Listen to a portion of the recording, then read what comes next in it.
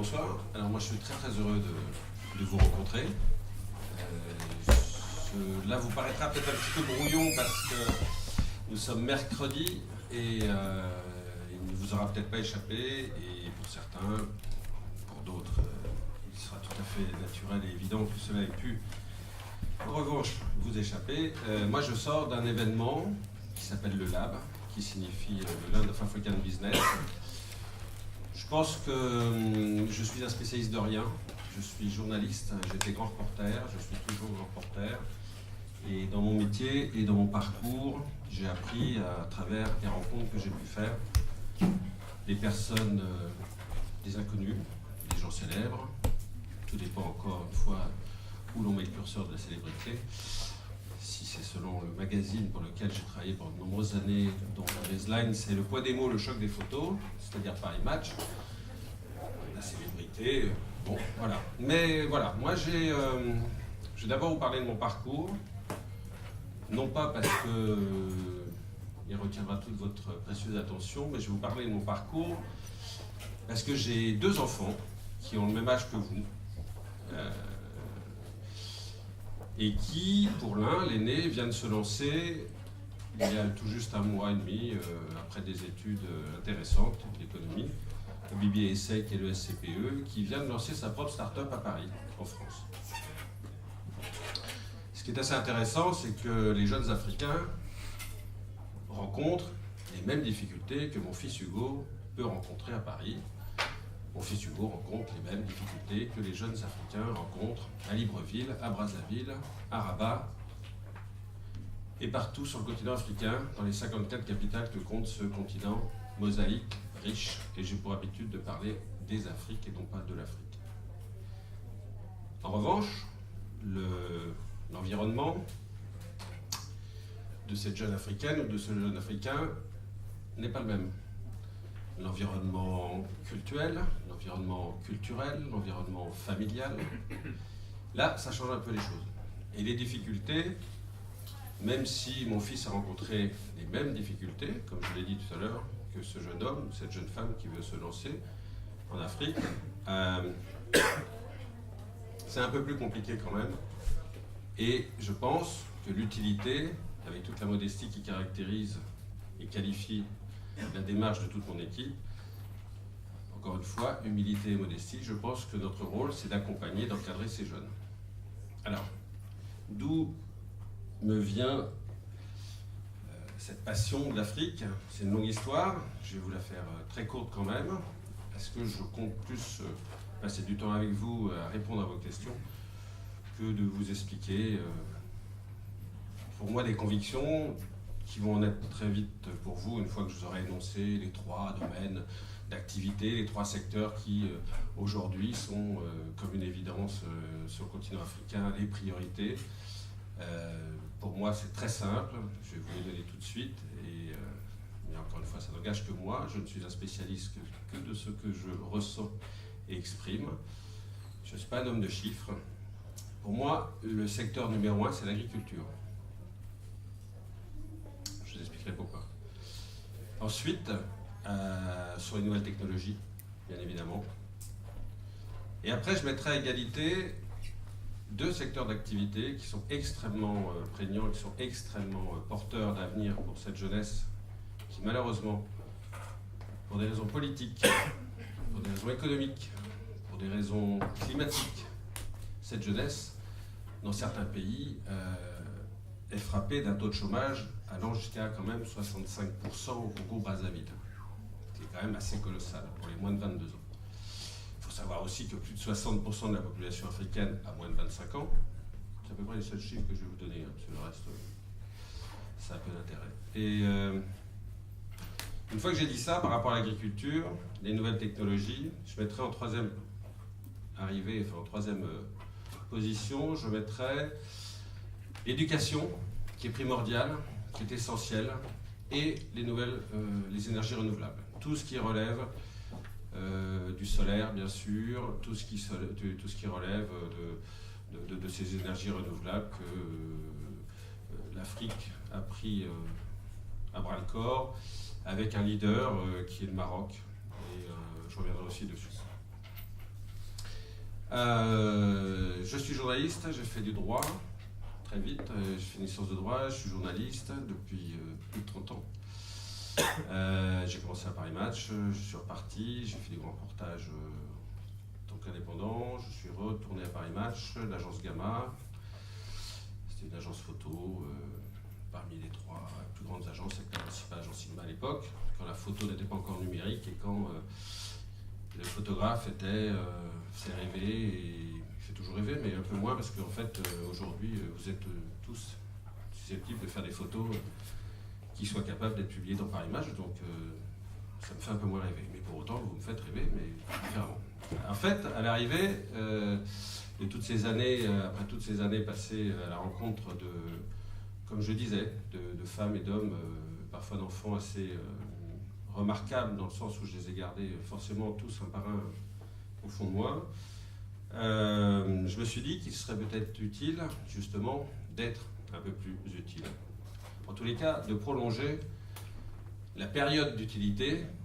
Alors en ce qui me concerne, c'est assez restreint, parce que c'est un hebdomadaire, Paris Match, donc moi, ma période d'utilité, entre guillemets, quand mon papier était publié, ça durait 7 jours, du jeudi au jeudi.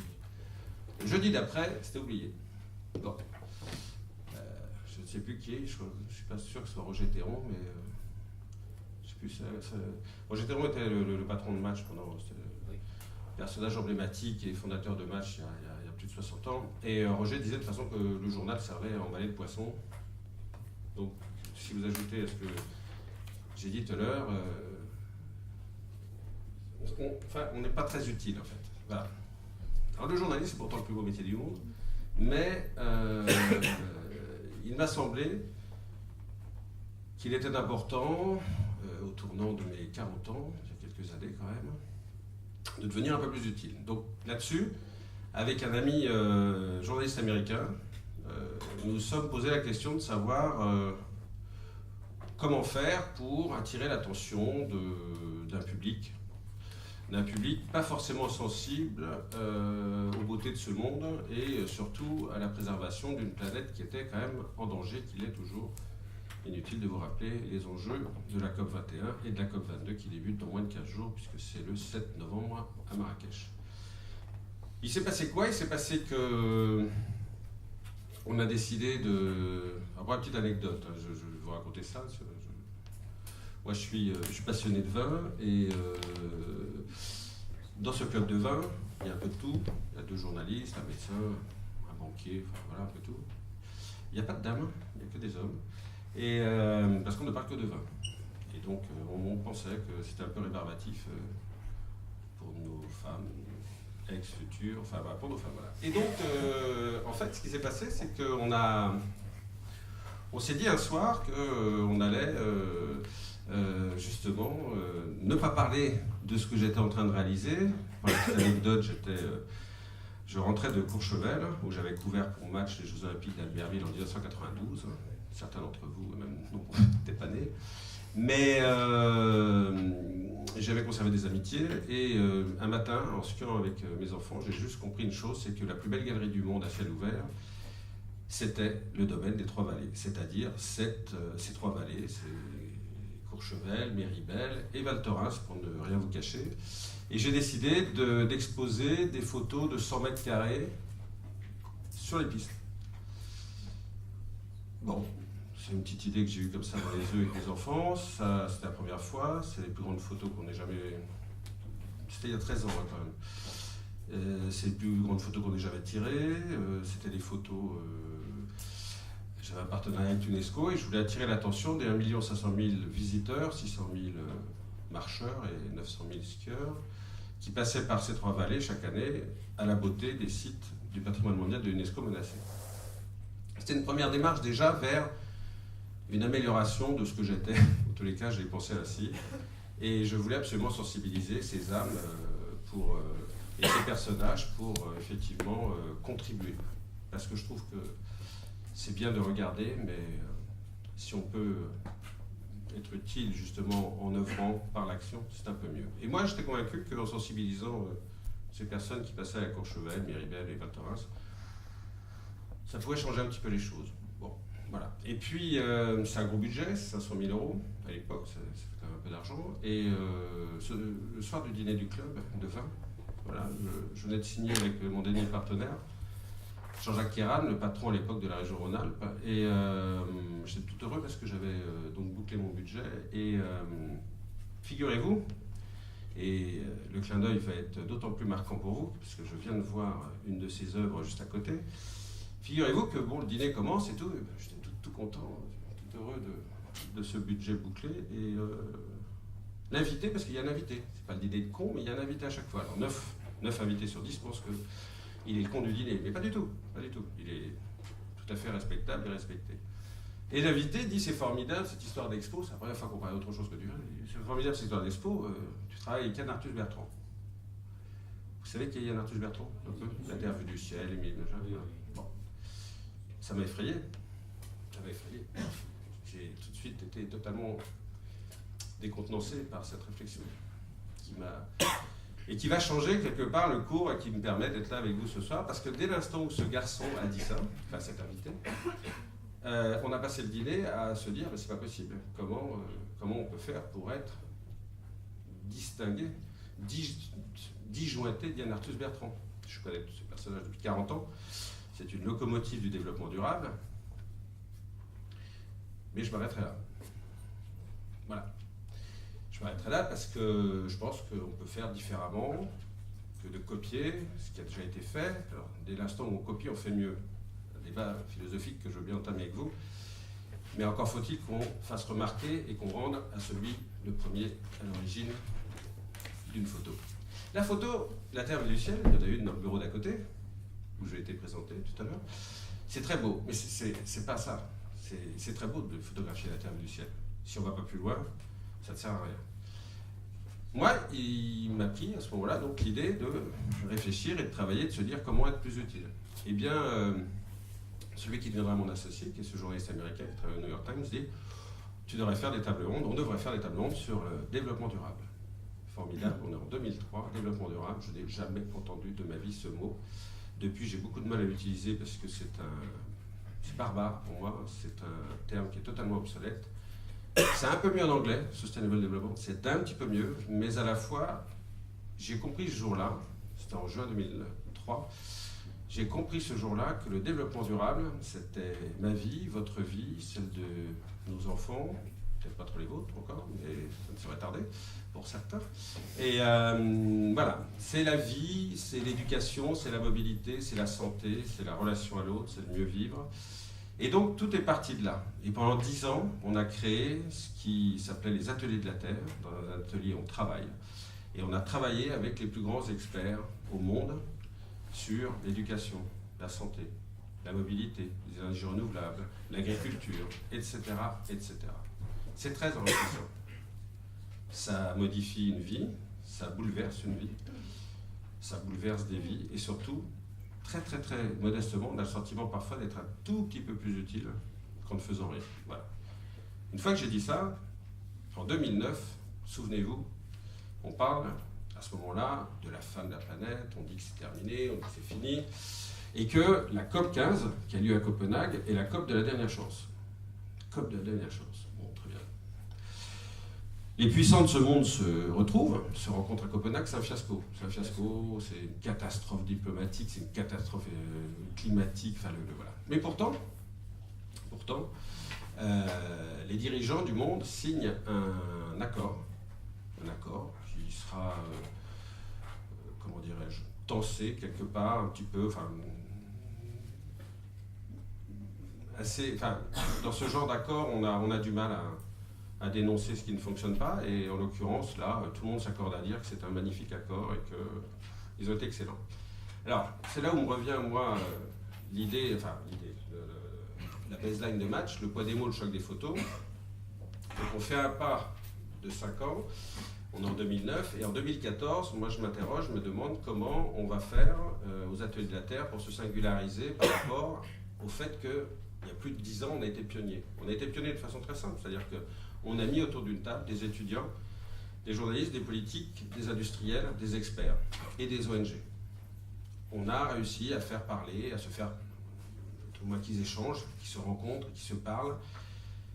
Les gens de Total avec Sherpa, l'ONG de William Gourdon, l'avocat, vous connaissez peut-être, international, l'avocat des biens mal acquis, l'avocat bouquet. Greenpeace avec Areva, avant que Greenpeace n'apprenne que Areva les espionnait téléphoniquement. C'est un peu plus compliqué la donne quelques mois plus tard. En tous les cas, c'est ce qu'on arrivait à faire. On arrivait à faire ça, on arrivait avec les experts à délivrer des recommandations qui étaient envoyées aux Nations Unies, qui étaient envoyées un peu partout. Et puis en 2014, la raison pour laquelle on se pose la question avec Georges, mon associé, on se dit mais que faire? Que faire pour se singulariser? La COP 21 arrive, on a été pionnier il y a 11 ans. C'est bien d'être pionnier, c'est bien de se remettre en question, de façon permanente, parce que sinon ça a un peu d'intérêt. Mais est revenue la double page qu'on appelle dans notre jargon journalistique, vous savez, une double page d'ouverture, c'est-à-dire c'est la double page dans le journal, un magazine qui ouvre le sujet, qui ouvre le reportage. Et m'est revenue cette double page d'ouverture de la COP 15 de Copenhague. Là, il y a 6 ou 7 dirigeants, je vais les compter avec vous, mais il y a 6 ou 7 dirigeants dans cette double page qui se tapent un peu, pas trop sur le ventre, mais sur l'épaule ou dans le dos, se congratulant et sont très très heureux du résultat final de cet accord. Il y a un noir. Il y a un noir sur la photo. Ce n'est pas le bon. Ce noir, c'est Barack Obama. On est en décembre 2015. 2009, pardonnez-moi. Les autres, on va rigoler. Là, on va rigoler. Les autres puissants de l'époque, par ordre d'apparition et par presque ridicule, allais-je dire, nous avons Silvio Berlusconi pour l'Italie. Pas terrible. Ah, je mets bien en seconde position. Nicolas Sarkozy pour la France. Okay. Nous avons Lula pour le Brésil. Donc c'est amené. Gordon Brown. Lui, il s'en sort pas trop mal aujourd'hui, dans le privé et tout. Angela Merkel déjà. Medvedev, qui fait un petit intérim pour son copain Poutine. Souvenez-vous, Premier ministre. On est inter, hop, on change. Et puis évidemment, Barack Obama. Où est l'Afrique? Où sont les Africains? Où sont ce qui va être en 2050 un continent qui va accueillir, porter 2 milliards d'habitants? Où est cette jeunesse? Où sont ces femmes et ces hommes qui sont noirs, qui sont africains et qui aujourd'hui ont juste envie, à un moment ou à un autre, de participer à ces négociations, de rentrer dans le jeu de ces négociations et d'avoir leur mot à dire. Pour la petite histoire, la veille de cet accord historique, durant la nuit de négociations extrêmement tardives, toujours très compliquées, on l'a vu à Paris, l'accord devait tomber le vendredi 11 décembre, il est tombé le samedi 12 décembre 2015. Il y a toujours des complications. Les Africains frappent du poing sur la table, tapent du poing sur la table. À l'époque, les Afriques sont menées, le leadership est pris par la ministre de l'Environnement du Kenya, qui est une femme remarquable, que Jean-Louis Borloo avait enrôlée plus ou moins, ou tout du moins séduite, comme de beaucoup de femmes, Jean-Louis est séduit, mais il l'avait convaincue de rallier la cause de l'Europe. Et l'idée de Jean-Louis Borloo, c'était aussi de faire du deuxième pollueur à l'époque, la Chine, le troisième larron, celui qui allait faire basculer, celui qui allait convaincre les Américains de signer non pas un accord à minima, mais un véritable accord qui allait entraîner le reste de l'humanité vers quelque chose, vers le mieux, et surtout le mieux vivre ensemble. Ça n'a pas été le cas. Les Africains ont frappé du poing sur la table, on les a regardés, on a souri, nous, puissance occidentale poussiéreuse, dépassée, et on les a laissés partir et quitter la table des négociations. Le lendemain matin, quand ils sont revenus, trop tard, tout était en boîte, et ils n'ont pas eu droit à la photo de famille, puisque je vous ai décrit la photo de famille. C'est dérangeant. C'est extrêmement dérangeant. c'est extrêmement dérangeant que l'Afrique vous soit proche ou pas autant que ça. C'est dérangeant, c'est inadmissible. On ne peut pas imaginer un monde sans l'Afrique. On ne peut pas vivre sans les Africains. C'est juste une hérésie. C'est un cauchemar, c'est quelque chose qui, pour moi, n'a pas lieu d'être. Donc, cette photo qui m'est revenue en boomerang a hanté quelques-unes de mes nuits. Et puis un matin, tout simplement, je me suis dit, voilà, il y a une jeunesse africaine. Cette jeunesse africaine, c'est pas le petit blanc qui va aller l'aider, qui va lui dire fais ci, fais ça, la conseiller, machin. Mais cette jeunesse africaine, il faut la considérer, il faut l'inviter, il faut lui proposer de l'encadrer et de l'accompagner. Comment ? Mais comme toutes les jeunesses du monde, avec des experts, avec des hommes et des femmes qui ont envie de faire un bout de chemin avec eux et de leur dire voilà, sur du conseil juridique, ben voilà, là il y a un cabinet d'avocats. Sur du conseil en marketing, en image, ben voilà, là il y a une agence de com. Sur du conseil tout simple, tout simplement sur de l'investissement, etc. Voilà, là il y a une société de conseil qui se met à votre disposition et qui va vous accompagner. Donc tout ça, ça a cheminé. On est en septembre 2014. Je vais à la CCIP de Paris. Et je rencontre le président de la CCIP. Et je lui dis, vous ne pouvez pas ne pas être mon partenaire. À l'époque, je demandais 30 000 euros. Ouais, bien sûr, oui, mais j'ai pas d'argent. Ah, très bien. Et à l'époque, septembre 2014, j'avais arrêté le nom de cette structure. Il était différent de celui d'aujourd'hui, moins vendeur. C'est la Maison des Afriques. Toujours cette obsession des Afriques. Pour moi, il y a plusieurs Afriques, une mosaïque d'Afrique, une multitude d'Afriques, diversité, etc. Et je me souviendrai toujours, quand je vais énoncer le nom de la structure que je souhaitais déposer, dont je souhaitais déposer le nom et dont je souhaitais qu'il devienne partenaire, m'expliquer qu'il y avait déjà une structure qui s'appelait la Maison de l'Afrique, et qui était notamment financée, pour tout vous dire, par le salon de thé Angelina rue de Rivoli. Alors là, les bras m'en tombent. Comment on explique le salon de thé? Et la Maison de l'Afrique, en fait, c'est une succursale, petit bout de la CCIP, qui est censée faire du business, représenter les chambres de commerce d'Afrique avec les chambres de commerce de France, tout ceci se marie, voire même avec quelques consanguinités parfois dangereuses. Et bien la petite histoire est la suivante, c'est qu'il y a 50 ans, au moment des indépendances, figurez-vous que certains chefs d'État africains avaient tellement d'argent à placer, et bien qu'ils sont venus à Paris, ils ont acheté le salon de thé Angelina. Et ce salon de thé Angelina finance la Maison de l'Afrique. Alors quand il m'a raconté ça m'a un peu dérangé, et puis il m'a dit non mais de toute façon, il y a la Maison de l'Afrique, vous ne pouvez pas vous appeler la Maison des Afriques. Ah, très bien. Ok. Je l'ai quitté, j'ai fait 3 mètres dans l'escalier, et là m'est venu le mot lab. Lab, parce que c'est un laboratoire permanent, en tous les cas c'est l'ambition que l'on a. Et puis aussi, il fallait qu'il y ait du business. Il fallait qu'il y ait l'idée de ce pays, de ce continent immense, avec le mot land, et évidemment l'Afrique. Voilà. Donc j'ai fait demi-tour, j'ai refrappé à sa porte, il m'a dit mais qu'est-ce qui vous arrive, vous avez oublié quelque chose? Je dis non, je crois que j'ai trouvé le nom. Ah bon? Quoi? Lab of African Business, Lab. Il me dit ah très bien, on sera partenaire. Ça tient à peu de choses, et c'est comme ça que ça s'est fait. À la fois au niveau du nom et au niveau du partenariat avec la CCP. Voilà. Donc, aujourd'hui, après la première édition du Lab, qui a eu lieu donc pendant la COP l'année dernière, on a reçu pendant 9 jours, 8 jours exactement, plus de 3500 personnes. Comme une évidence, nous nous sommes adressés aux jeunes Africains. Et comment s'adresser aux jeunes Africains? Surtout pas par les services protocolaires, consulaires, diplomatiques français. Surtout pas.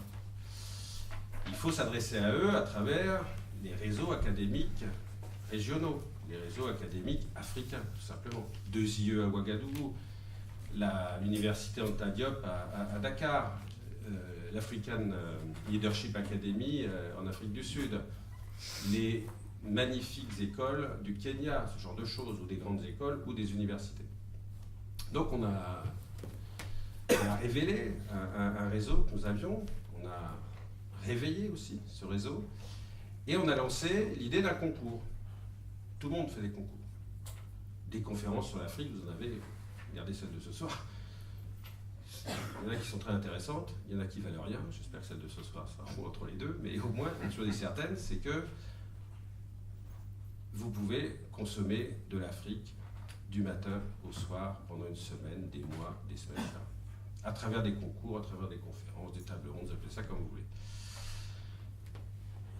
Il nous est venu l'idée d'être, il n'y a pas de prétention, mais d'être un tout petit peu plus originaux que les autres, c'est-à-dire que on est parti d'une évidence, c'est que les startups, ces jeunes entrepreneurs, quand ils ont 1 euro, il serait bon, et il est même utile, qu'ils l'investissent dans leur structure. Donc, on est allé voir des partenaires pour leur dire, bah, donnez-nous de l'argent, parce que cet argent va servir à inviter tous ces jeunes. L'année dernière, nous avions 100 startups africaines. 100. On les invite sur leur transport, on les invite sur l'hébergement, et on prend en charge pendant 5 jours leur restauration. Ça fait un peu d'argent. Et puis il y a eu l'année dernière, le 13 novembre. Inutile de rappeler cette tragédie, et malheureusement, on en a perdu 28 en cours de route. Pour autant, celles qui avaient obtenu leur visa, elles étaient là. Il n'y a rien de plus rafraîchissant, il n'y a rien de plus motivant que de lire dans le regard de cette jeunesse africaine combien elle est brillante, combien elle est innovante et combien elle peut être performante. Mais, comme je le disais tout à l'heure, ces jeunes sont très très vite rattrapés par un environnement qui, sans être hostile, n'est pas forcément favorable au développement de leur business. Et c'est là où on a changé les choses par rapport à l'année dernière. Avec notre concours, nous avons récompensé 3 jeunes startups, un grand prix, lui il a tout juste, le prix de l'entrepreneuriat féminin et le prix de la diaspora. Et cette année, nous avons donné un 4e prix avec le prix de l'encouragement, parce que sur une start-up, il manque 3 fois rien, on a envie d'aider. Tout à l'heure, j'ai vu le vice-président de l'association, qui a le plaisir, enfin, je vous remercie de faire l'honneur de m'inviter parmi vous, et qui est venu me rappeler qu'il avait assisté à la journée, enfin l'après-midi du dimanche, il y a 62 heures. Et la première question qui m'est venue à l'esprit, c'est es-tu resté jusqu'au bout? Tu as vu la remise des prix? Non. Réponse, t'as tout raté. T'as tout raté parce que pendant 30 minutes de remise des prix, distinguer, recevoir ces jeunes qui sont émus aux larmes et qui expliquent combien d'être reconnus pour la valeur, pour l'ambition de leur projet, rien que ça, rien que pour ça, je ne m'arrêterai jamais de faire ce que je fais, rien que pour ça. Le garçon qui a gagné le Grand Prix, il est tanzanien, pèse 110 kilos, c'est un géant. Quand il m'a pris dans ses bras, je crois que j'allais mourir. Je lui ai demandé avec le micro s'il pouvait juste un peu desserrer son emprise parce que, ouais, j'ai tout fait. Il m'a demandé s'il pouvait parler, je dis oui, c'est mieux, comme ça tu me lâches. Donc il m'a lâché. Ce garçon, quand il a pris la parole, il y avait 250 personnes dans la salle. Les gens se sont mis à hurler tellement ce qu'il fait est extraordinaire. Quand il a pitché son business model, quand il a pitché sa start-up, il est arrivé avec un sac rempli des déchets du petit déjeuner du matin à l'hôtel de l'industrie au Lab. C'est-à-dire gobelets en plastique, bouteilles en plastique, etc., tout en plastique. Ce garçon, depuis 1 an, recycle tout ce qui est à base de plastique dans des briques en plastique et il en fait des maisons. Il en fait des barrières, il en fait des meubles, il en fait des choses extraordinaires. Le tout étant fabriqué par des gens en difficulté, des femmes qui ont subi des violences sexuelles, des violences conjugales, des prisonniers qui sont en fin de condamnation, etc. Au-delà d'une évidence économique, il y a une évidence sociale, sociétale. C'est de cela que j'aimerais vous parler, plus que de tout autre chiffre, mais c'est aussi cela que les Africains ont compris. Ils l'ont parfaitement intégré. Ils ne veulent pas payer la note et l'addition à notre place. Et ça, cette nouvelle génération, elle l'entend, elle le revendique. Et moi, aussi modestement que je pourrais contribuer à leur laisser penser qu'ils ont raison, je continuerai à faire ce que je fais avec toutes mes équipes. Et si je suis là ce soir, avec tout plaisir et le bonheur de retrouver aussi une autre jeunesse qui, pour certains, est africaine et peut-être dont certains d'entre vous, le futur, l'avenir, le destin sera là-bas, sur ce continent, et pour d'autres, pas parce qu'on est blanc, voilà. Mais c'est pas parce que non plus on est noir qu'on doit absolument aller en Afrique, c'est clair, entendez-moi. Mais ce que je veux simplement souligner, c'est que ce garçon qui a gagné le Grand Prix, il a intégré cette dimension sociétale, cette dimension sociale, cette dimension humaniste. La jeune fille qui gagne le Grand Prix de l'encouragement, elle est kenyane, elle a 22 ans, elle sort majeure de l'Institut 2IE d'ingénieurs de Ouaga. Elle a inventé un système d'épuration des zones polluées par la jacinthe. C'est con, c'est con. Des jacinthes qui ont capté tout ce qui relève de polluants dans les eaux, elle en fait des médicaments. Ce que cette jeune fille a créé, ça peut révolutionner, mais révolutionner l'Afrique, les Afriques. Celui qui gagne le Grand Prix de la diaspora, il est ougandais. Je me trompe peut-être. Béninois. 24 pays, 280 dossiers reçus, 100 éliminés, 180 sélectionnés. Notre jury, qui est composé d'experts du monde entier, d'entrepreneurs, de jeunes entrepreneurs aussi, a sélectionné 50 startups à la fin. Donc, sur les 50, 24 pays représentés, pardonnez-moi si j'ai fait cette confusion entre l'Ouganda et le Bénin. Celui qui gagne le prix de la diaspora, il a 25 ans. Il a inventé, lui, une carte, façon carte de sécurité sociale, destinée aux diasporas du monde entier. Du monde entier. C'est con, hein, ça n'existait pas. Ça paraît évident, mais pourtant, voilà. Eh bien, après, il y a la jeune fille, celle qui gagne, Fatoumata, qui est malienne. Elle, c'est sur l'agriculture, et ce qu'elle fait, c'est aussi remarquable sur des chaînes très courtes de consommation et de production, etc. Avec une innovation aussi, toujours, sur certains produits et le recyclage de terre en jachère, etc. Enfin, les deux, Yéni du Bénin et Christian, le garçon avec les briques, ont été nommés lundi soir, parmi les 50 startups qui peuvent changer la face de l'Afrique par Google et par la banque africaine, la banque ouest-africaine, la BAD. On est assez content, parce qu'on ne s'est pas trop trompé. Enfin, le jury, moi je ne suis pas partie du jury, donc je suis encore mieux placé pour en parler, c'est encore mieux. Et le jury peut être très content. Mais ce n'est pas le jury qui doit être content, ce sont ces jeunes. Ces jeunes par ce qu'ils font et ce qu'ils peuvent surtout donner à une Afrique qui en a besoin. Alors voilà, moi je suis venu vous dire tout ça, je suis venu vous dire que le lab, vous pouvez regarder sur l'adresse que j'ai écrite là sur le tableau. C'est bien longtemps que je n'ai pas écrit sur un tableau d'école. La dernière fois que j'avais écrit sur un tableau d'école, c'est quand je suis retourné dans mon école de journalisme, où j'ai plagié, façon Yann Arthus Bertrand, j'ai plagié mon prof qui, la première année, quand j'avais suivi la première heure de cours, il était le rédacteur en chef de, ça s'appelait Le Quotidien de Paris, mais c'est un quotidien où on n'est pas connu. Il n'a pas raté grand-chose non plus. Voilà. Il est arrivé en cours et il a écrit « La malchance est une faute professionnelle ».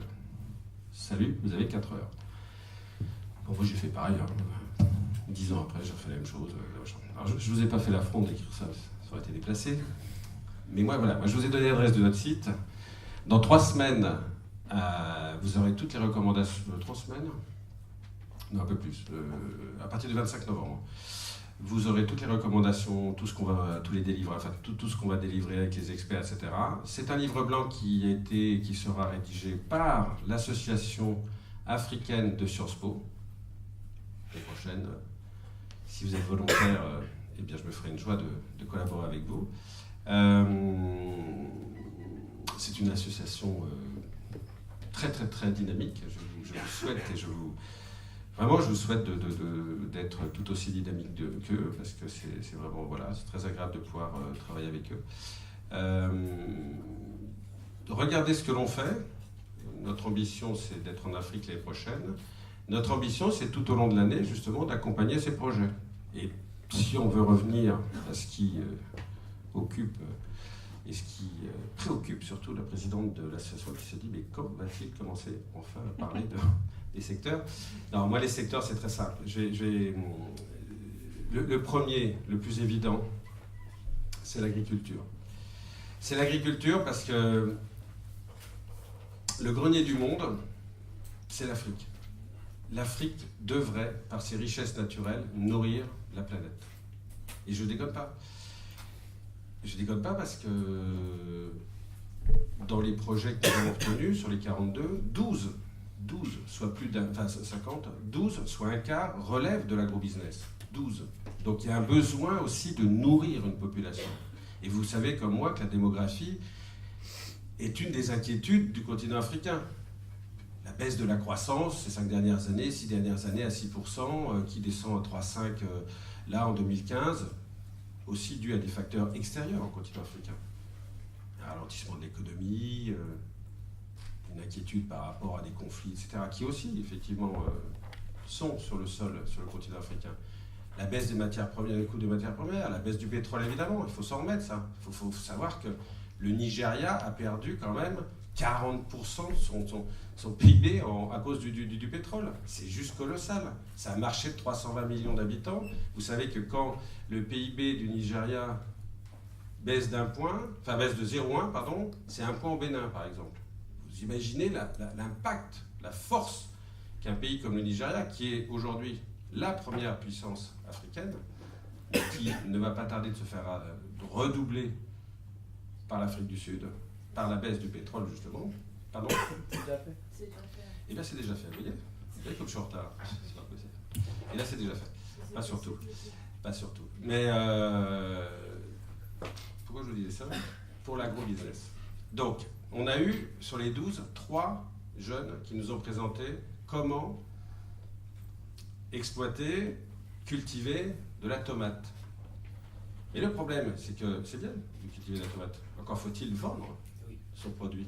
Et tout le souci d'un opérateur téléphonique comme Orange, c'est de permettre justement, par ce qui quand même est colossal, puisque le filaire en Afrique, on passe à travers, et en revanche, il y a plus de 800 millions ou 750 millions de téléphones portables, et tout passe par le portable, le money banking, tout, la santé. Orange a une application qui est juste exceptionnelle, qui en a beaucoup sur l'agriculture, je citerai 2 tout à l'heure avec la pêche. Il y en a une qui est exceptionnelle, vous êtes une nouvelle maman, vous inquiétez, votre poupon donne des signes justement un peu inquiétants, voilà. Vous remplissez une grille toute simple sur votre téléphone portable, des symptômes. La minute d'après, vous avez le diagnostic d'un médecin qui est à 800 bornes. Au Cameroun, il y a quand même 22 millions d'habitants, il y a 2000 médecins quand même. Donc il y a juste pour vous donner une échelle, c'est pas mal d'avoir un téléphone portable et de voilà. Alors après il y a quand même aussi l'accès aux soins, c'est encore autre chose. Mais c'est quand même, ça peut être rassurant et ça peut être quelque chose d'assez formidable. Comme tous les pêcheurs du lac Tanganyika qui aujourd'hui ont un portable, et une fois que leur pêche est terminée, ils interrogent par leur téléphone portable les différents marchés sur le pourtour du lac pour savoir quel marché va être susceptible d'accueillir leur pêche, parce que là c'est saturé, etc. Alors que là-bas, Ah, ouais, là-bas, bah non. Là-bas, il y a encore du business à faire. Voilà. Donc, l'agriculture, parce qu'aujourd'hui, il y a un problème d'infrastructure en Afrique, on le sait, mais l'agriculture est, pour moi, le secteur majeur, le secteur clé de l'avenir de ce pays, de l'avenir d'une jeunesse qui, aujourd'hui n'est pas formée, mais c'est peut-être aussi le secteur d'activité qui permettrait à une jeunesse un accès peut-être plus facile, parce qu'effectivement, je ne prétends pas que la formation, l'exécution, enfin, le fait d'être agriculteur demande moins de préparation ou de formation ou voilà, d'accompagnement que d'autres secteurs, mais c'est peut-être celui qui serait le plus accessible. Et là-dessus, je pense à des pays qui... même l'agroforesterie, je veux dire, quand vous voyez le bassin du Congo, entre la RDC, la République démocratique du Congo, et le Congo-Brazza, quand vous voyez que c'est le deuxième poumon quand même après l'Amazonie, il y a un business que le Gabon avait compris dans son plan Gabon vert. Ali Bongo avait, il y a 5 ans, anticipé cela. Bon, depuis, c'est un peu compliqué pour lui, mais c'est vrai que le plan Gabon vert, c'était une mini-révolution quant à, justement, l'appréhension de ce métier d'agroforesterie. Et c'était très intéressant. Pourquoi c'était intéressant? Parce que Bongo avait décidé, et comme quoi on reviendra aux politiques tout à l'heure, parce que de toute façon l'input vient du politique, Bongo avait décidé que le traitement du bois se ferait dans le pays. Et ça a tout changé. Ça a changé entièrement la chaîne d'export, ça a changé tout le business du bois au Gabon.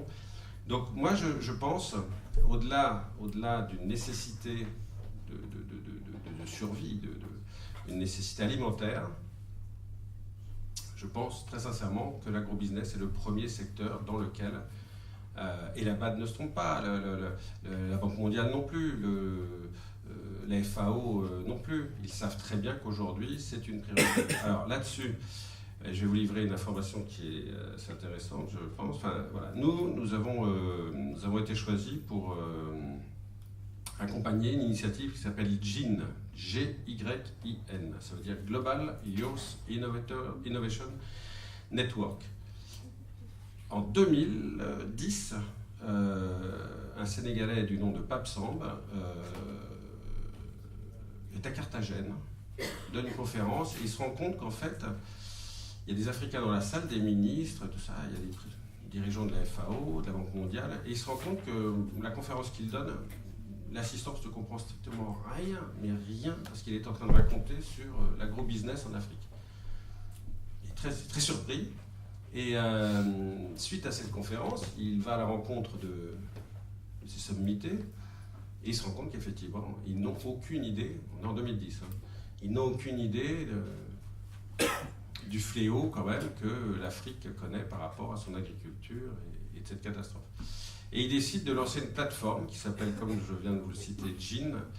Et aujourd'hui, c'est une plateforme qui regroupe plus de 10 000 acteurs de l'agrobusiness en Afrique, du partenaire, enfin de l'industriel. Ça va des ciments d'Ancoté, la plus grosse fortune d'Afrique, jusqu'à l'OCP, l'Office chérifien des phosphates. C'est le leader mondial des phosphates, qui, du reste, l'OCP et le Maroc regardent vraiment vers cette Afrique subsaharienne, et le roi Mohamed VI est très pote avec Sassou Nguesso, Bongo, tout ça, mais c'est pas par hasard. Mais à la fois, il rend service, puisque l'OCP, par exemple, pour ne vous donner qu'un exemple, l'OCP a complètement cartographié le sous-sol gabonais par une étude qui a duré 3 ans et qui va être remarquable de conséquences. Remarquable de conséquences parce que cartographier un sous-sol comme celui du Gabon, ça va permettre d'identifier parfaitement quelle va être la parcelle sur laquelle il va falloir faire éclore, enfin, et le cultiver, telle et telle espèce. Voilà. Donc tout ça pour dire que l'agrobusiness a mes faveurs. Après, je vous ai cité les nouvelles technologies. Oui, évidemment, on travaille, nous, avec Atos, le groupe Atos, qui, ça fait longtemps qu'on travaille avec eux. Ils viennent de... Alors, il y a 2 ans... Non, oui, il y a 2 ans. Atos, c'est 110 000 collaborateurs dans le monde, seulement 5 000 en Afrique. Mais la priorité d'Atos aujourd'hui, c'est l'Afrique, surtout après avoir racheté Bull. Et ils ont créé un centre technique destiné justement à des Marocains il y a 3 ans. Ils sont passés de 500, ils sont 2000. Et ils viennent d'ouvrir en mai dernier, je crois, Thierry Breton, en tous les cas c'est en 2016, Thierry Breton, le président, l'ancien ministre, a ouvert en compagnie du président sénégalais Macky Sall un autre centre technique destiné à accueillir des ingénieurs, destiné à accueillir des informaticiens, destiné à former de jeunes Africains qui sont justement attirés par ces métiers des nouvelles technologies. Et je vais vous donner juste un chiffre. Dakar, aujourd'hui, c'est 500 jeunes. En 2020, c'est 8000. Bon, ça vous laisse de marbre. Bon, moi, je suis très impressionné par ceci, mais voilà. Pardon ? Pantois. Pantois, oui. Donc, voilà. Donc, pour moi, les nouvelles technologies, avec tout ce que cela sous-entend, notamment sur la sécurité, la cybersécurité que nous avons abordée la semaine dernière, toutes ces données qu'il va falloir protéger, toute cette information qu'il va falloir maîtriser avec le développement de cette démographie, avec le développement économique, avec les villes. Les villes, c'est très important. Nous avons basculé il y a 2 ans dans une majorité d'habitants en ville. La ruralité est passée dans le côté urbain et l'Afrique ne va pas échapper à ce phénomène humain qui est assez incroyable, mais qui fait que en 2050, comme je vous disais tout à l'heure qu'il y aura 2 milliards d'habitants en Afrique, ça veut dire plus d'1,2 milliard, calculez aussi vite que moi, en ville.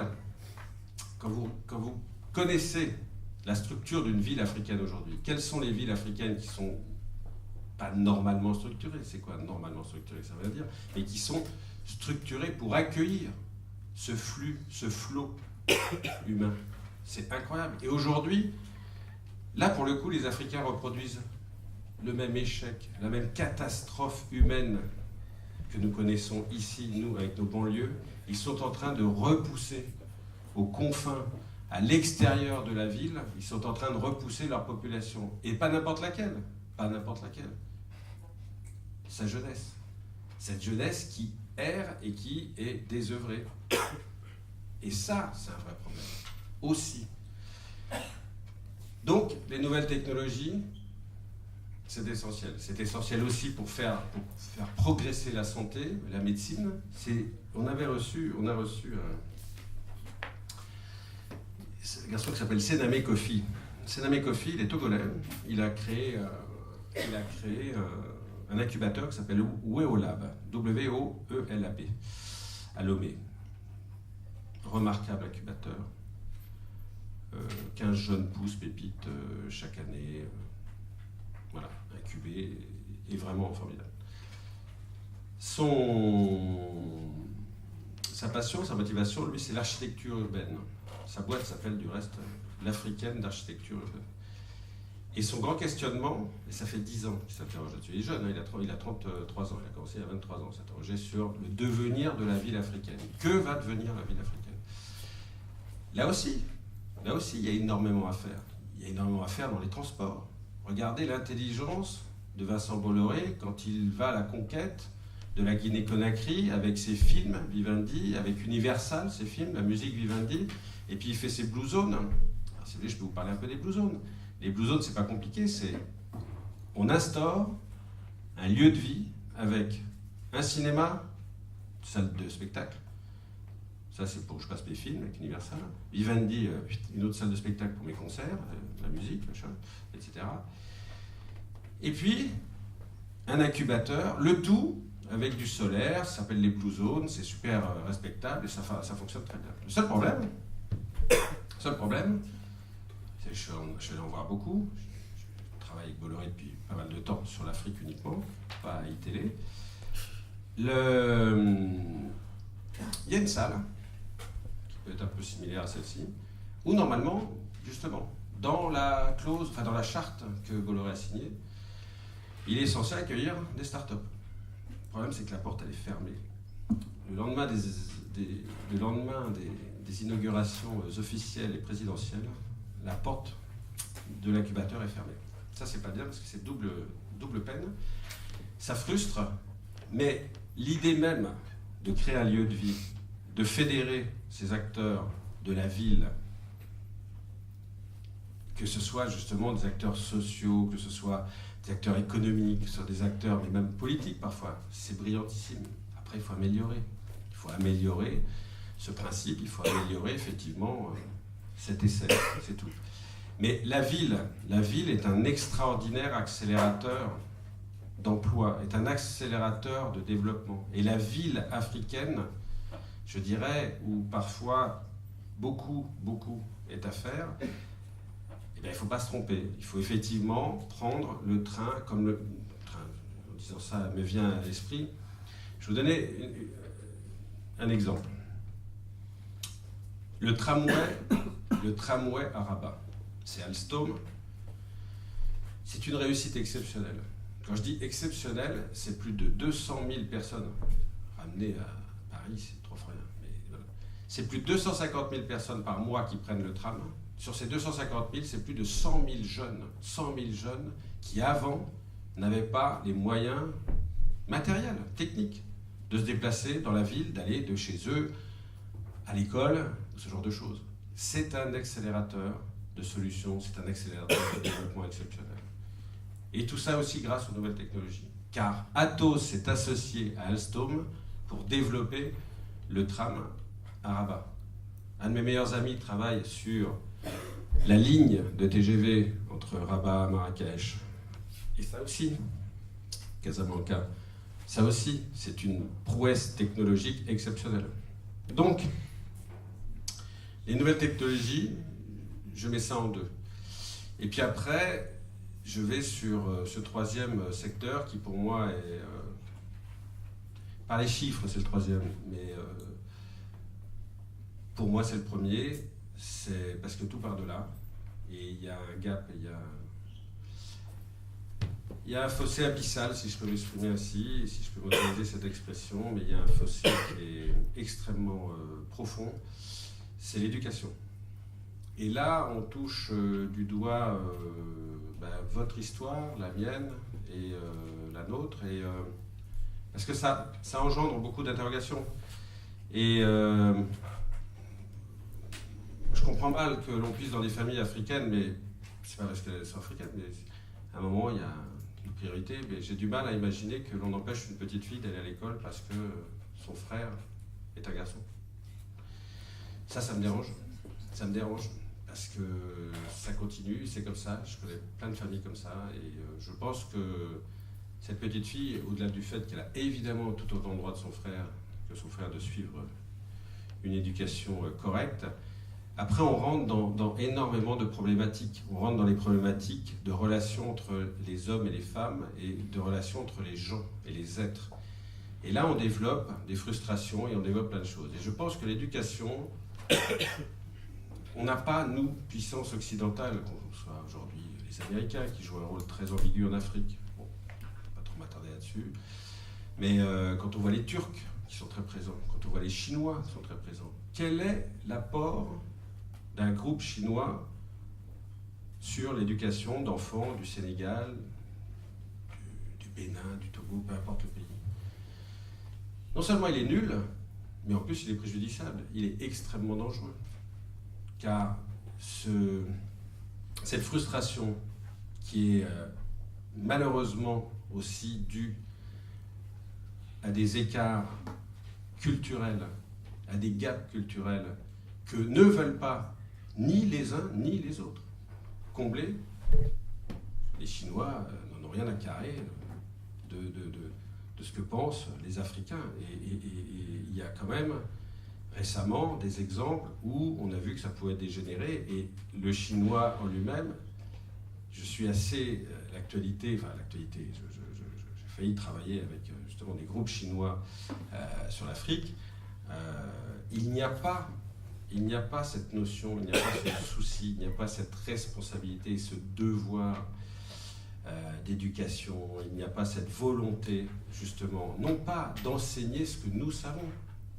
Moi, j'ai jamais imaginé une seule seconde enseigner quoi que ce soit à qui que ce soit, sauf un peu à mes enfants, mais bon, je suis pas sûr que, voilà. Mais après, il y a une chose certaine, c'est que c'est dans la transmission, c'est dans le partage, c'est dans justement la différence de l'autre que l'Africain et le Chinois peuvent se retrouver.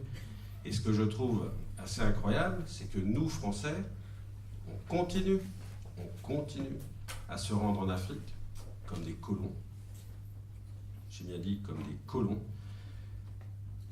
regroupés dans des officines poussiéreuses dont les noms sont le CIAN. Pour ceux qui ne connaissent pas le CIAN, ils sont forts parce que c'est le groupe des investisseurs en Afrique. Il y a une petite connotation colonialiste quand même. Le CIAN, le MEDEF. Le MEDEF, ils voyagent beaucoup ces gens-là, mais je sais pas. La Maison de l'Afrique, je l'avais oublié, évidemment. Et puis là,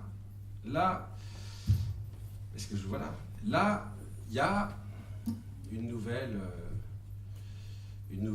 comment dirais-je, je suis très ami avec le président, c'est Lionel Zinsou, grand économiste, qui a été nommé en juin 2015 Premier ministre par le président Boniaï au Bénin.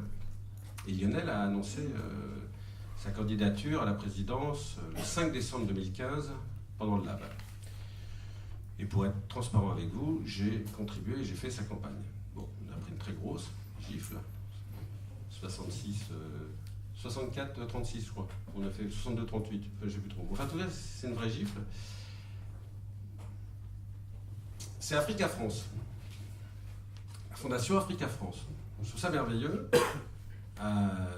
J'ai travaillé un an avec la Fondation Africa France jusqu'au forum qui a eu lieu il y a un mois, le 23 septembre à Paris.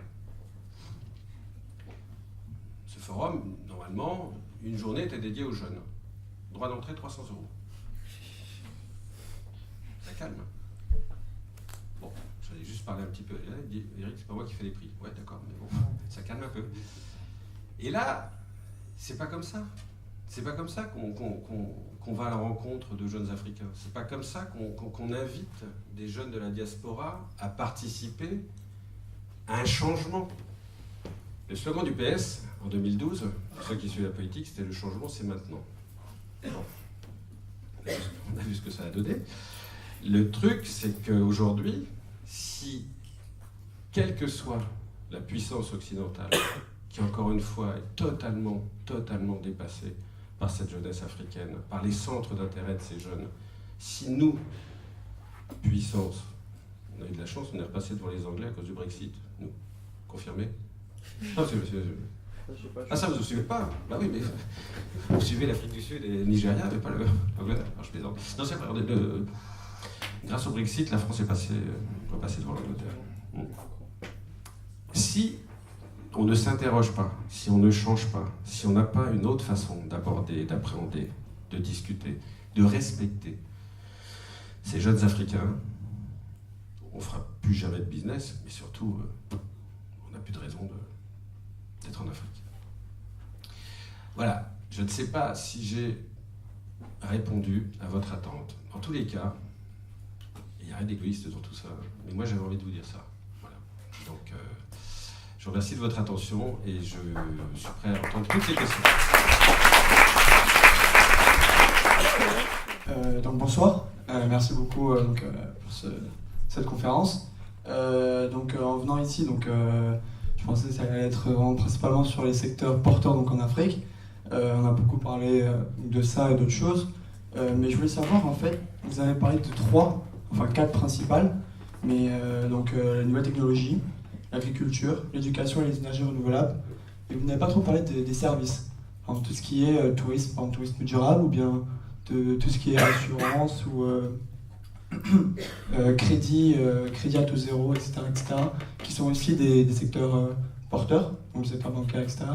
Et donc voilà, je voulais savoir aussi votre point de vue par rapport à ça, et donc aussi par rapport au développement durable en Afrique. Voilà. oui, sur les services. Attention sur la considération enfin, l'interprétation et l'appréhension par rapport au tourisme. Je vais vous citer une anecdote. Jeudi dernier, on avait une soirée spéciale Mali. Le Mali est un des pays africains qui compte le plus de trésors naturels, de sites naturels classés sur la liste du patrimoine mondial de l'UNESCO. Aujourd'hui, j'ai passé la soirée avec la ministre, ils sont désespérés. C'est-à-dire que je crois que le nombre de touristes, je crois que c'est 12 000, c'est dramatique. Donc voilà. Juste, pourquoi je dis ça? Parce que regardez un pays comme le Maroc, au moment où la Cannes devait se passer au Maroc et où l'épidémie d'Ebola est née en Guinée, etc. Et que le Maroc a fermé toutes ses frontières en disant hors de question, pas la Cannes. Ok, très bien. Ça a eu une influence quand même sur le Maroc. Il est vrai que l'une des économies la première économie au Maroc, c'est effectivement ce qui relève du tourisme, alors que quand on va à Tanger, Airbus, Renault à Tanger mettre des pièces détachées, le nom m'échappe. Bon, c'est pas grave, on fabrique des détachés. Ce que je veux dire aussi, c'est que oui, le tourisme, mais avec un bémol sur la fragilité des équilibres politiques en Afrique. Le Gabon n'est pas un pays spécialement reconnu, réputé pour son tourisme. Pour autant, Ali Bongo en avait fait une de ses priorités dans son plan Gabon vert. Le Gabon aujourd'hui, c'est mort. Ce qui s'est passé là, les élections, c'est mort. Mais si vous comptez le Congo, dans l'Afrique francophone pour l'instant, le Congo-Brazza, c'est mort. Le Gabon, c'est mort.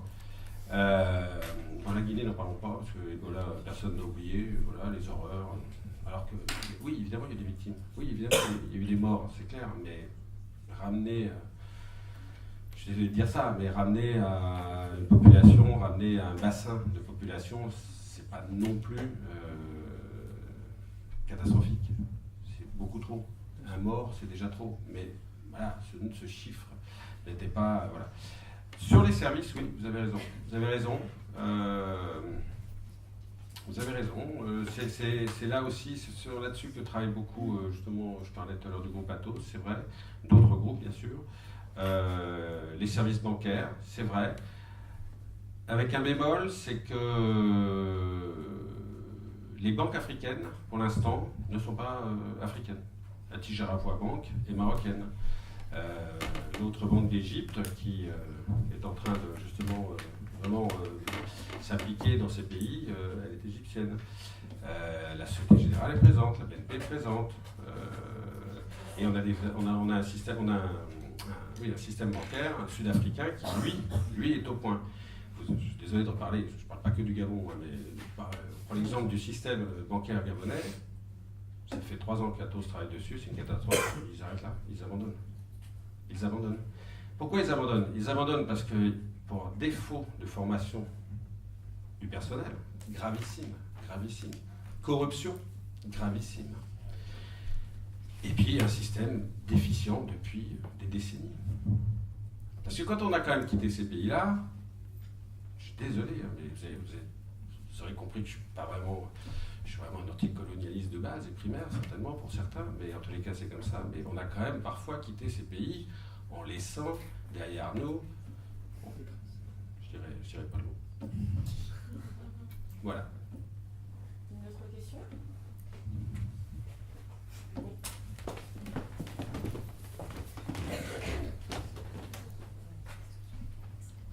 Bonsoir. Donc, tout d'abord, désolée pour votre défaite face à Talon. Et donc, vous avez dit que vous travaillez en partenariat avec Bolloré. J'aurais souhaité connaître votre avis sur le projet de boucle ferroviaire en Afrique de l'Ouest, sachant que là-bas en Afrique, il est plutôt mal vu par les gens et qu'il y a énormément de contestations. Donc voilà, j'aurais souhaité savoir votre avis. Merci. La défaite est parfois très agréable. Voilà. Il faut juste croire jusqu'au bout on ne va pas perdre, c'est tout. Voilà. Par rapport à cette boucle, cette grande boucle, bon, d'abord, vous le savez comme moi, elle est extrêmement contestée. Dossou, qui n'est autre qu'un des cousins germains de Lionel Zinsou, le tout contesté avec talons en sous-main, etc. Parce que bon, c'est quand même... voilà. Alors, l'idée au départ, elle est géniale. L'idée au départ, elle est géniale. Vincent Bolloré a des idées géniales. Faire l'Autolib, c'est génial. Imaginer cette boucle qui part du Togo et qui remonte, qui est Cotonou, machin, et qui remonte et qui fait tout ça. C'est là d'ailleurs, sur ce périmètre, sur ce parcours-là, qu'il a l'intention de saupoudrer ses Blue Zones, entre autres. Mais c'est génial. Sauf que quoi ? Je ne peux pas adhérer à la façon de faire. Je ne peux pas, humainement. Je suis allé sur le terrain. Je suis allé voir comment il faisait. Ce n'est pas possible. Ce n'est pas possible. On va sortir de l'Afrique 2 secondes. Et là, sans prendre des risques, ça restera entre nous, parce que si je perds le partenariat avec Bolloré, je saurais que ça vient d'ici. Donc, voilà. Quand vous regardez Enquête spéciale ou l'émission spéciale machin sur Bolloré, vous vous souvenez des enfants qui travaillaient avec des gants Mais j'ai vu là-bas en fait. Ouais. C'est inadmissible. C'est intolérable. C'est inhumain. C'est inhumain. J'ai passé 1 heure à vous entraîner sur un terrain d'humanisme. Je ne vais pas faire de Vincent Bolloré parce que c'est vrai, parce que c'est incontestable, parce que de toute façon, ces équipes ne considèrent pas les Africains comme ils devraient être considérés. Donc, l'idée de la grande boucle, elle est géniale. Le seul problème, c'est qu'aujourd'hui, on est dans un combat, dans un bras de fer politique, économique évidemment, mais politique, qui fait que ça pue, que je ne vois pas qui, à part lui, va avoir la puissance financière, pécuniaire, comme il a imposé l'Autolib. Il a imposé ses moteurs avec l'électricité, ses batteries au lithium, il les a imposées à Renault. Souvenez-vous l'arrogance de Carlos Ghosn, qui au salon de l'automobile ne calcule même pas la première année où Vincent Bolloré vient présenter l'Autolib, son Autolib. Carlos Ghosn ne le calcule même pas, donne des leçons à tout le monde, explique en conférence de presse que la petite voiture là-bas ne marchera jamais. Elle se vend partout dans le monde. Il y a des bus en Afrique, il y a des bus à Pointe-Noire, il y a des bus à Brazza électriques, partout. Il va arroser ce marché. C'est du génie. Il n'est pas seul. Ça lui a coûté 1,2 milliard. 1,2 milliard. Il va mettre autant d'argent. Il a la puissance financière pour mettre 1 milliard sur la table d'euros pour la grande boucle. On va l'en empêcher.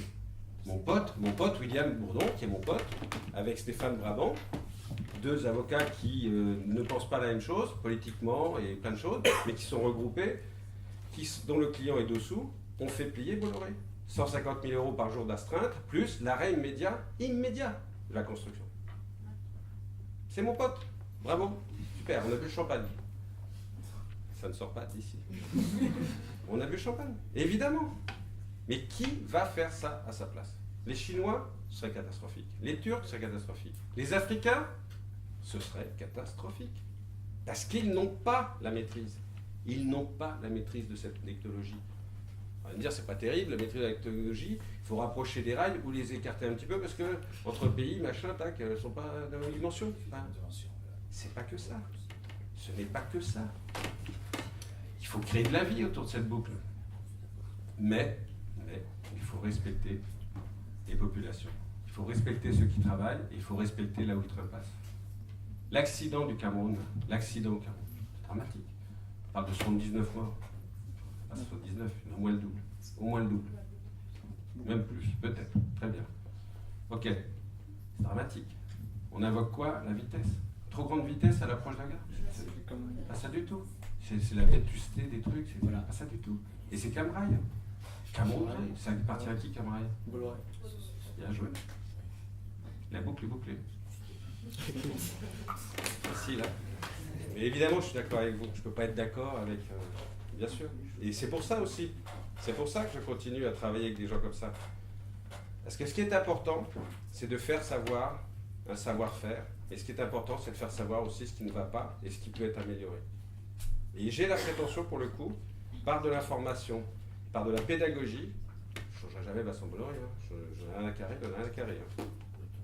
Je m'en fous. Mais en revanche, sur place, injecter, inoculer la RSE, de la responsabilité sociétale de l'entreprise. Et c'est simple, ces 3 lettres. C'est simple, mais c'est une montagne. C'est un Everest pour certains. Et pourtant, il ne suffit pas grand-chose. Pas grand-chose. Une autre question?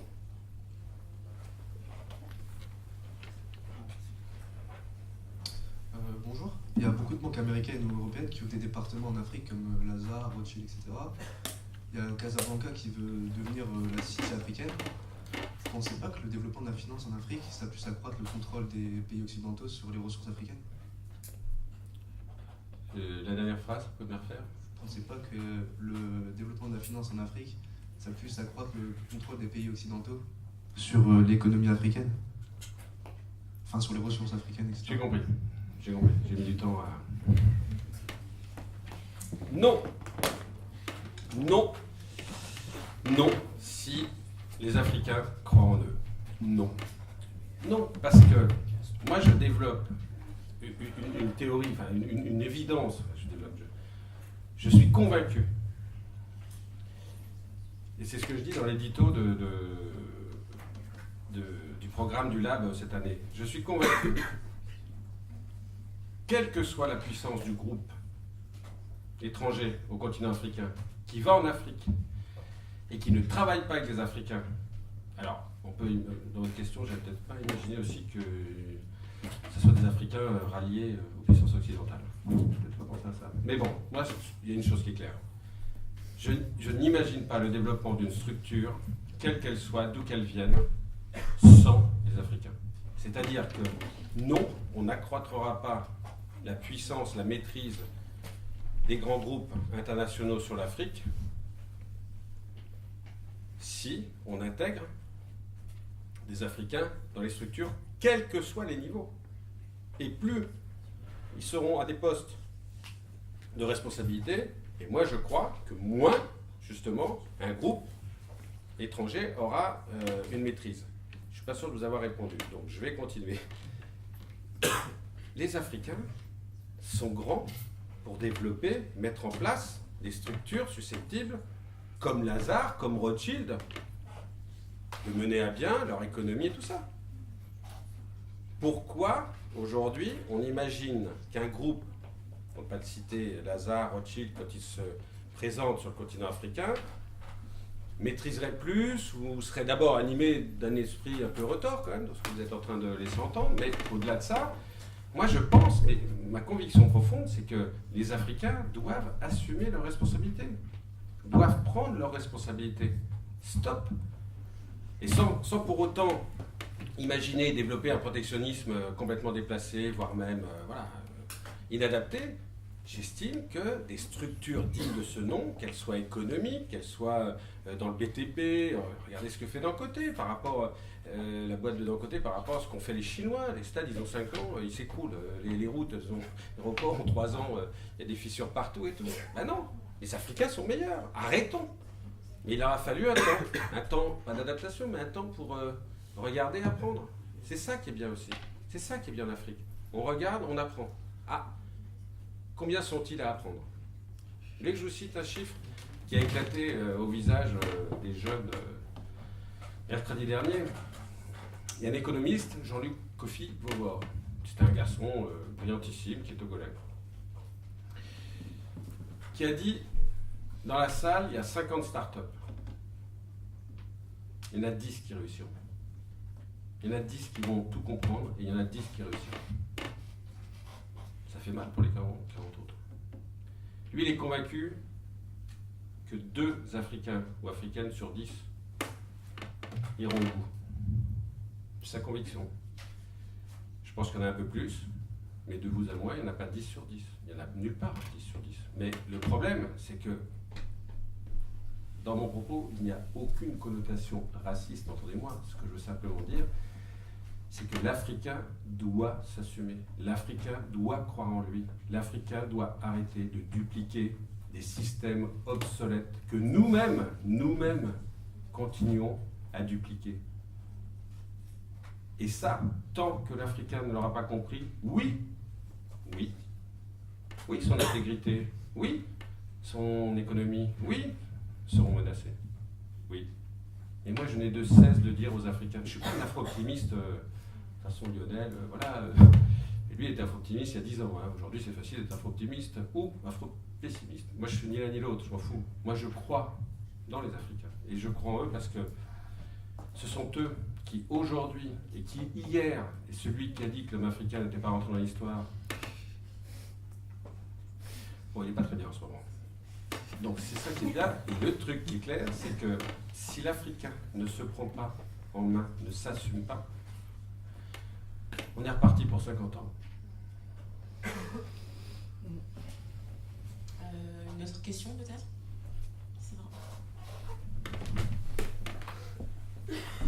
Mais justement, vous dites que donc, on peut être reparti pour 50 ans, et en même temps, vous dites que, justement par exemple pour le projet de la Grande Boucle, ça doit être des puissances étrangères qui font les choses à cause des problèmes de la technologie. Pour les banques, on parle d'investissement sur des pays où le système bancaire en lui-même n'est pas développé. Est-ce qu'il n'y a pas un petit problème aussi de ce côté-là, et sur la façon d'investir sur ces choses-là? Voilà. Pardon, c'est-à-dire, façon d'investir, vous voulez dire quoi? C'est-à-dire, moi je vous ai dit... Faire descendre des fonds par des grosses banques qui concerneront des grosses entreprises qui sont dans ce système-là, et pas passer par des systèmes qui permettent de toucher une plus grande partie de la population. Mais souvenez-vous ce que je vous ai dit. Moi je vous ai dit que tout partait, si ça ne tenait qu'à moi, tout partait de l'éducation et de la formation. Tout. Vous ne pouvez pas reprocher à un groupe quel qu'il soit turc, chinois, brésilien. Parce que là, moi je ne crois plus au nord-sud. Moi je suis un partisan du sud-sud. Le Brésil aujourd'hui en Afrique investit très intelligemment. Qui est le premier, qui est le champion des IDE? Tout confondu, hein, tout confondu. Qui est le champion des IDE? À hauteur de 9 milliards 800 millions d'euros. En Afrique Oui, en Afrique, oui, bien sûr. Oui. Le taux, sachant juste que le taux d'IDE, investissement direct étranger, le taux est passé, il a baissé là de 4% entre 2014 et 2015, ce qui est trop fort rien par rapport à une décroissance, enfin, un PIB en chute dans certains pays, etc. Qui est le champion des IDE, selon vous, en Afrique? Pardon? L'Italie. Incroyable! L'Italie. Qui est le champion en nombre des IDE en Afrique? Et là, ça a augmenté. On est passé de 113 à 117 projets. C'est peu. Ça ne génère que 150 000 emplois. C'est peu. C'est déjà ça. Qui? C'est pas les pizzerias, non? Non. Les États-Unis. Peut-être à travers la pizzeria. Non, voilà. Pour vous répondre. Si on ne s'attaque pas à ce fléau de l'éducation et de la formation, on est reparti pour 50 ans. Ce qui est bien aujourd'hui, ce qui est fort, ce qui est intéressant de constater, c'est que l'élite africaine, elle revient. Elle n'est plus basée aux États-Unis, à Pékin, à Shanghai, à Paris. Non. On parle de repat. Les expats, les repat. Ils reviennent. Et ils reviennent pourquoi? Ils reviennent pour apporter leur expertise. Ils reviennent pour transmettre. Ils reviennent pour partager. Et c'est là où l'humain prend toute sa dimension et toute sa saveur. Et quand un repat revient, non seulement il crée de l'emploi, il crée de la fierté. Et on revient à ce que je vous disais, c'est que de toute façon, l'Africain doit s'assumer et arrêter cette politique de la main tendue qui ne sert à rien pour certains. D'autres s'assument très bien, n'ont besoin de personne. Et je n'ai de cesse partout où je passe de dire aux Africains, mais vous n'avez besoin de personne. On me répond, oui, on a besoin de personne. Très bien. Vous sortez, vous regardez l'AFD. De se former à l'étranger quand même. Pardon? On a besoin de personne, on est quand même obligé de se former à l'étranger. Ben, regardez le niveau de l'African Leadership Academy, cher ami. Je pense qu'il est inutile d'imaginer aller ailleurs. Pardon? C'est des chiffres qui montent, mais on voit quand même que, comme vous dites, c'est Non, mais regardez, tapez LA, ALA, African Leadership Academy.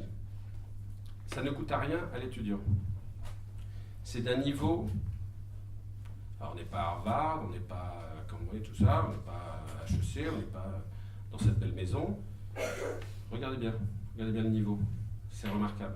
Remarquable. C'est pour dire que aujourd'hui, le niveau académique de l'Afrique ne suffit pas pour le nombre. Ne suffit pas pour le nombre. Mais suffit par rapport à son niveau de qualité. Vous allez à 2 IE. Moi, j'ai reçu il y a 3 ans un petit gars burkinabé qui a inventé un savon face au SOP. Et si vous êtes burkinabé, vous le connaissez peut-être, mais face au SOP, un savon anti-moustique contre le palu. Il y a 3 ans, je le reçois à l'UNESCO. Je le présente comme un champion à venir. L'année d'après, il va taper au MIT tous les Américains, tous les Chinois, tous les petits Français. Tous. Roger. Super. Il a besoin de qui? Là, il a besoin d'argent. Voilà. Et c'est là où c'est terrible, parce que son projet s'arrête là, parce que personne ne veut lui donner d'argent. Et là, effectivement, il y a peut-être un problème. Voilà. Véron Mancou, quand Véron invente la tablette destinée à des diagnostics médicaux quasi simultanés, et que quand il en fait fabriquer 1000 en Chine, et qu'il n'a pas les 20 000 euros pour ramener les containers avec les tablettes et tout, là, on touche la limite d'une Afrique en développement, et là que l'on ne veut pas aider. Et c'est juste là, c'est souvent le dernier kilomètre, la dernière marche, le dernier truc. Et là, qui mieux qu'un Africain, sans faire l'aumône à son frère, petit, grand, qui d'autre qu'un Africain a le devoir de donner ses 20 000 euros?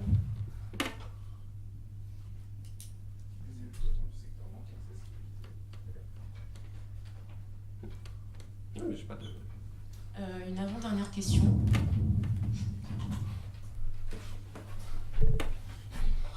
Bonsoir Monsieur Bazin. Alors, moi c'est Khadija et je vous remercie déjà d'être là ce soir et je vous remercie aussi pour tout ce que vous faites au Lab. J'ai pu participer depuis 2015 en fait à tout ce que vous organisez. Je vous reconnais. Oui. Et donc, vous nous avez parlé en fait de tous les différents secteurs porteurs. Vous avez parlé de l'agriculture, tout ça. On est d'accord, hein.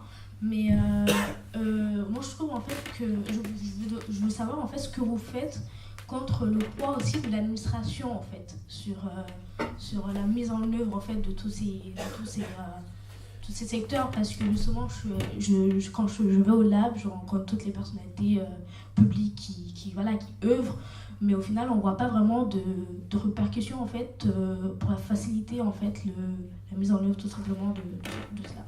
Alors enfin, nous avons une incidence minime sur ce genre de décision, bien sûr, mais surtout d'action. En revanche, c'est essentiel ce que vous venez de pointer du doigt, un des freins majeurs du développement de l'entrepreneuriat en Afrique, qu'on soit clair. Alors, j'ai cité un exemple lors de la table ronde de vendredi, qui était dédiée à l'entrepreneuriat de la jeunesse africaine. Nous avions Pape Samb, sénégalais, à la table, et puis nous avons, souvenez-vous, enfin, je ne sais pas si vous étiez là, il y avait aussi un Ivoirien qui expliquait que les démarches administratives en Côte d'Ivoire, et notamment Franck Berthaud, qui est un incubateur là-bas, qui est un remarquable incubateur, expliquait qu'on était passé de 2 mois à 2 jours à Abidjan. Au Rwanda, on est passé de, 5 semaines d'inscription pour une entreprise lambda à 1 journée. Et au Bénin, grâce aux champions, au Bénin, pareil, la simplification administrative porte aujourd'hui ses fruits. Mais avoir une influence sur le politique, je vais pas botter en touche. Ce que je veux simplement dire, c'est que, et c'est là où c'est pas que je m'en veux, mais je me vient à l'esprit quelque chose que j'ai complètement occulté, qui est pour moi aujourd'hui la première force politique en Afrique, c'est la société civile. Cette société civile qui, au Burkina Faso, dit « dégage », qui, au Gabon, a échoué dans sa volonté de chasser du pouvoir l'appeler comme il se doit, un dictateur. Bon, elle a échoué. Pour autant, la société civile est, à mon avis, la seule puissance morale, intellectuelle, sociale, sociétale, économique, politique de n'importe quelle nation africaine qui effectivement continue à s'évertuer, à compliquer la donne à tout le monde. On a eu une surprise dimanche après-midi au Lab. Nous avons eu la visite de l'ancien président mauritanien, M. Val. Je ne m'attendais pas du tout. Je ne m'attendais pas du tout parce que je savais qu'il était à Paris, mais j'ignorais tout de cet homme. Tout. Et puis au fil, je l'ai invité à prendre la parole, bien sûr, parce que le président, c'est cool. Enfin, c'est cool. Peut-être pas lui, mais c'est bien. Voilà. Donc j'ai quand même invité à prendre la parole. Au début, je pensais qu'il allait me parler d'entrepreneuriat et tout. Comment ça nous raconter ce qu'il a fait, machin. À chaque fois, il nous dit de la réglementation. Il me dit 3 fois. Ou 3 fois, mon métier de journaliste a pris le pas sur le côté modérateur, diplomatique, machin et tout. Je dis, je comprends pas. Je sais pas, vous étiez là peut-être, non, vous êtes là. Mais je dis, je ne comprends pas. Je ne comprends pas. Et je vais vous poser une autre question, c'est pensez-vous que dans des pays dans lesquels la démocratie n'est pas respectée, et j'ai carrément cité le Gabon, j'ai dit et il y a des pays quand même dont on a vu récemment un affront à la démocratie avec un homme qui aujourd'hui impose son diktat, soi-disant sous prétexte de changement, de machin et tout, c'est faux. Ne pensez-vous pas que c'est un frein majeur à l'entrepreneuriat des jeunes Africains? Et là, il s'est lâché. Il a dit, il a eu du mal à le dire au début, mais il a dit, je suis le premier à reconnaître que s'il n'y a pas de démocratie, s'il n'y a pas simplification de l'administration, s'il n'y a pas la suspension, l'éradication de la corruption dans nos pays, nous n'y arriverons pas. Et c'est là où je parle de la Mauritanie. Et moi, je ne savais rien de cet homme. Ce que j'ai appris en sortant de la table, enfin de cette modération qui a duré 20 minutes, c'est qu'en fait, il est candidat à l'élection 2019 et qu'il n'a pas voulu se présenter après 2005-2007, où il a quand même instauré une gouvernance un peu plus démocratique, parlementaire. Enfin, il a réformé des choses. Et je l'ai trouvé très courageux. C'est tout. Je veux dire qu'un homme qui soit... j'ignorais tout hein, sur cet homme. Donc à un moment, voilà, c'est assez amusant de recevoir sur téléphone, le président mauritanien est là, vas-y, ouais, super, on va s'amuser et tout. Mais voilà. Mais je ne pouvais pas passer à cause de cette question. Il était sincère. Oui, effectivement, il faut peser sur les gouvernements, sur les gouvernants. Il faut peser. Et qui mieux aujourd'hui en Afrique peut peser? Ce ne sont pas les médias qui sont à la solde du pouvoir, pour certains et pour beaucoup. Je ne vois que, personnellement, la société civile. Bolloré. Monsieur Bolloré? Oui, mais pour ses intérêts, qui ne sont pas forcément ceux de la population, tout à l'heure. La question brillante de cette jeune femme. Vous parlez d'humanisme tout à l'heure. Pardon? Vous parlez d'humanisme tout à l'heure. Depuis quand Vincent Bolloré est un humaniste? Justement. Pardon? Justement, il devrait. Ah, ça, cher ami, je vous laisse évangéliser le breton. Bonsoir. Tout d'abord, je vous remercie pour votre exposé qui est assez enrichissant. Vous évoquez dans votre exposé un point assez important à mon sens, qui est l'agriculture. Un point sur lequel je partage votre avis d'ailleurs.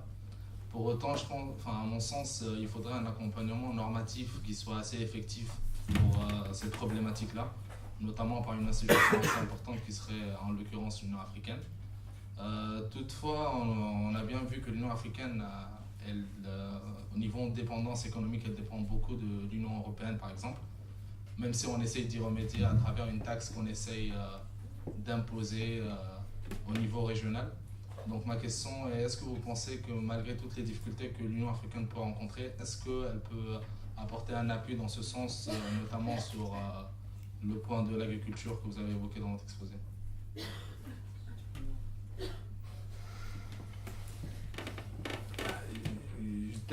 Je suis tenté de vous dire que dans votre question, il y a la réponse. C'est-à-dire que, si j'ai bien compris, si j'ai bien entendu,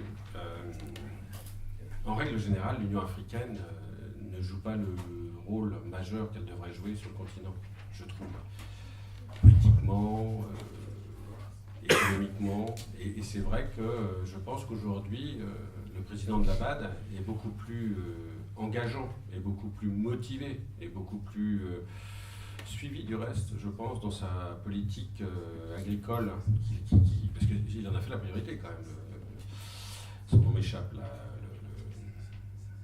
Le Nigérien, comment s'appelle-t-il, qui était nommé là je ne sais plus.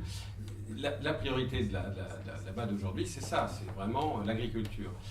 L'Union africaine, oui, évidemment, elle reçoit des subsides européens, certes. Dès l'instant où l'Union africaine fait défaut dans le règlement de conflit, fait défaut dans une gouvernance exemplaire, on a vu quand même, on a assisté quand même à 2-3 petites choses. Voilà. Je pense que ce manque de crédibilité fait que c'est pas l'Union africaine. Moi, je préférerais plus croire aujourd'hui dans la motivation, la détermination, plus exactement, du président de la BAD que l'Union africaine. Voilà. Je ne sais pas si je réponds à votre question. Plus dans le détail sur les chiffres, je suis pas. J'avoue que je ne vais pas trop m'étendre parce que je ne suis pas sûr d'être le mieux qualifié par rapport à l'Union africaine et la BAD. Je préfère rester prudent, mais moi, encore une fois, je ne suis pas pour la création d'une énième institution comme Jean-Louis Borloo veut faire avec l'énergie, etc. Il avait pensé que c'était Kaberuka, justement, qui allait prendre la présidence. Il a préféré donner des cours à Harvard. C'est mieux, peut-être. Voilà, il y a plus de résultats avec les cours à Harvard qu'avec... bon, je suis méchant, là.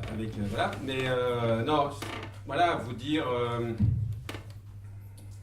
si, je vais vous répondre que l'Union européenne un peu s'assume, encore une fois, et soit à la hauteur de ses responsabilités. C'est ça, le truc. Mais oui, il faut de la norme. Oui, bien sûr, bien sûr. Mais je crois plus à la BAD. Je crois plus à une démarche exemplaire, d'exemple, de repère, de la BAD. Après, je m'en vais. Je vous remercie beaucoup, Monsieur Bazin. Et nous avons fini. Je suis désolé, je ne pourrais pas rester avec vous, parce que voilà, j'ai une petite... Merci beaucoup à vous d'être venu. Merci.